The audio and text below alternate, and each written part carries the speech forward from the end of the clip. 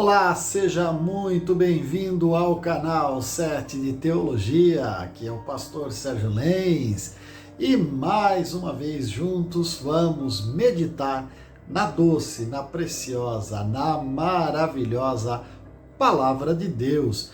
E antes que nós meditemos, sempre é bom mandar aquele recadinho do coração de que você não se esqueça de inscrever-se no canal. Isso é importante, fortalece o nosso trabalho. E se você já é inscrito, nossa gratidão, nossa alegria, nosso respeito pelo seu carinho.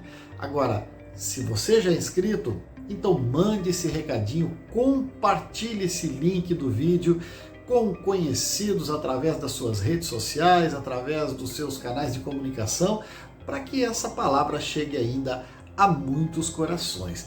E aí, se gostou, deixa aquele like, faça o seu comentário, peça o assunto. Aí nós vamos fazer igual o programa antigo lá do Peça a Sua Música, que é peça o seu assunto.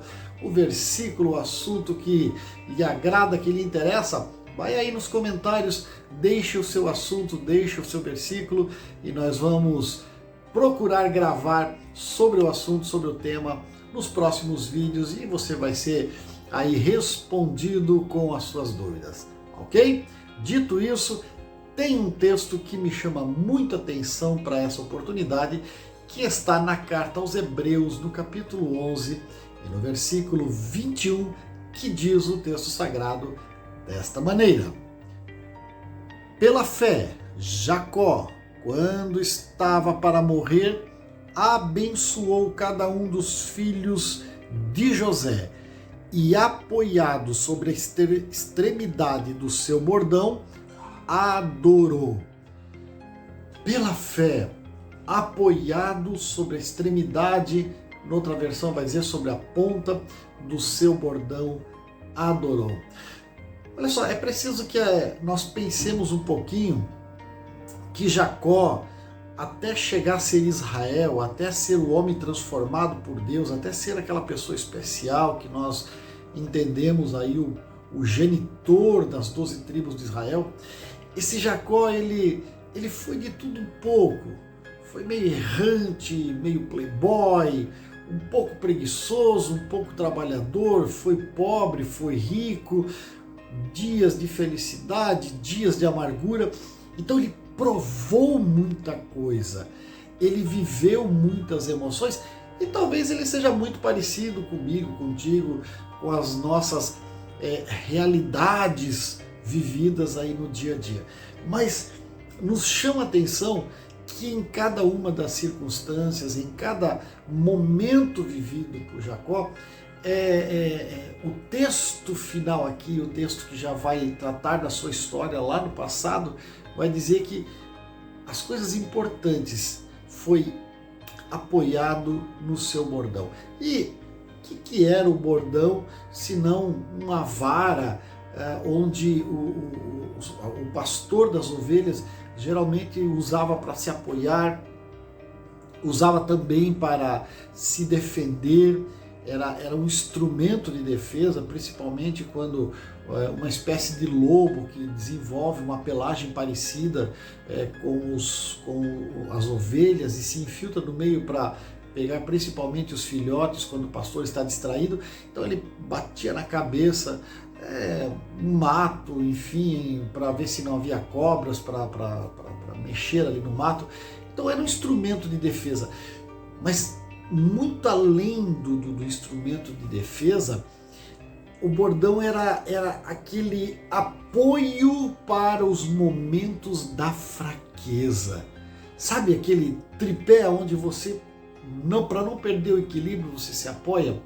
Pois bem, de tanto ele usar esse apoio, e por que ele usava esse apoio? Porque diferente dos jovens que tem equilíbrio, que tem força, que tem agilidade, os velhos têm talvez a falta desse equilíbrio, dessa força, dessa agilidade, mas tem sabedoria.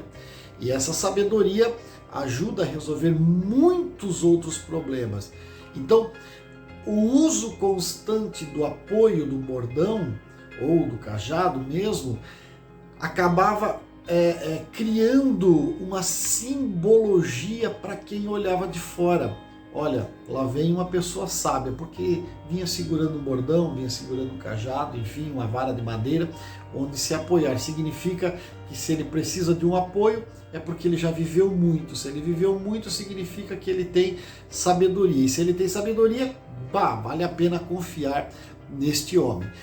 E é isso que acabou trazendo ao longo do tempo uma simbologia interessante que veio a denotar autoridade e liderança para aquele que fazia uso desse cajado. Então, denotar autoridade sobre os liderados, defesa contra pequenas feras e apoio nos momentos de fraqueza. Esse é o símbolo do bordão ou do cajado, apesar de serem geralmente dois instrumentos diferentes, mas são comumente confundidos como um só. Mas é interessante que não é só Jacó. Moisés foi alguém que, com o tempo, também aprendeu apoiado no seu cajado, aprendeu apoiado no seu bordão. E sabemos que, pela história, qualquer pastor de ovelhas, ele fez uso disso, tanto que quando o salmista Davi se coloca na posição de uma ovelha e escreve o Salmo 23, ele diz no verso 4 do Salmo 23, ainda que eu andasse pelo vale da sombra da morte, não temerei mal algum, porque tu estás comigo, tua vara e teu cajado me convencem. Então, e eu sempre faço menção, inclusive, que na versão Reina Valera, ele diz, tu vara e tu cajado me infundirão aliento. O que é infundir aliento, senão me convencer que eu ainda tenho forças? Então, a vara, instrumento de defesa, instrumento de bater. O cajado, instrumento de puxar a ovelha para perto, que é justiça e amor. Vara, cajado, justiça, amor. Representam a palavra de Deus e o agir de Deus. A justiça e o amor de Deus me convencem que eu ainda tenho forças. E isso é interessante porque quando nós vamos olhar lá na história de Eliseu, do profeta Eliseu e de Geazi, nós vamos encontrar um momento especial onde a sunamita vem até Eliseu e se lança aos pés dele, dizendo que precisava Deus ter feito aquilo com ela e tal, que ela estava se referindo à morte do seu filho. Ela disse, eu estava bem, eu não tinha filhos, o Senhor veio aqui, profetizou para mim, disse que eu iria ser mãe e que as coisas iriam acontecer e tal, e agora o filho veio, eu amei, passei a gostar dele, mas ele morreu e olha como é que eu vou ficar o sofrimento. Então, o Geazi prontamente se coloca à disposição de Eliseu. Eliseu diz, toma o meu bordão, toma a minha vara, vai lá e atende o menino. E ele corre, coloca o bordão de Geazi sobre o rosto do menino, sobre o corpo dele, e tenta diversas vezes e nada acontece. Aí Eliseu chega, se deita sobre o menino, ora por ele e Deus restaura a vida do menino. Isso nos ensina uma lição muito preciosa. Eu quero muito que você guarde essa lição com você. A vara, o cajado do pastor ali representava, como eu disse, não só um homem sábio, porque já viveu muito e agora já não tem mais a mesma agilidade, a mesma força, representava também a fraqueza dele. Por não ter a força, por não ter a agilidade, por não ser mais tão rápido, precisando de um apoio, ele está dizendo, eu tenho fraqueza, isso aqui é o meu símbolo de fraqueza. É o meu instrumento de defesa, é o meu instrumento que denota autoridade, mas acima de tudo ele representa que eu já sou velho, eu sou fraco, eu dependo de ajuda para caminhar, para subir, para descer, enfim. E esse instrumento de fraqueza, ele rotula a cada um de nós individualmente, cada um tem sua fraqueza. quando nós nos apoiamos na nossa fraqueza. Paulo diz: eu tenho prazer na fraqueza, eu me glorio na fraqueza, porque quando eu sou fraco, aí eu sou forte. Quando nós reconhecemos as nossas fraquezas, apoiado no nosso bordão, apoiado na vara, quando nós estamos apoiados no cajado, quando reconhecemos a fraqueza, o poder de Deus age. Quando você reconhecer que você não pode, não consegue, não tem condições, Deus diz: agora é comigo, agora pode deixar que agora eu vou agir, eu vou estar à frente dos teus negócios. E é isso que o Jacó aprendeu, é isso que o Geazi aprendeu. Ele tomou o cajado, o bordão do profeta Eliseu e tentou agir sobre a vida do menino com milagre. O que é meu é meu, o que é seu é seu. Não adianta um imitar o outro ou um querer o que é do outro. Deus tem um plano, um projeto, Deus tem algo especial, é para você. Por isso que o autor dos Hebreus, no capítulo 11, no versículo 33, ele vai dizer: da fraqueza tiraram forças.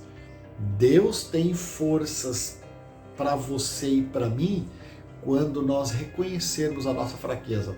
Apoiado no seu bordão, ele adorou. Então, se apoie na sua fraqueza para adorar a Deus, reconhecendo que Ele é soberano sobre todos nós.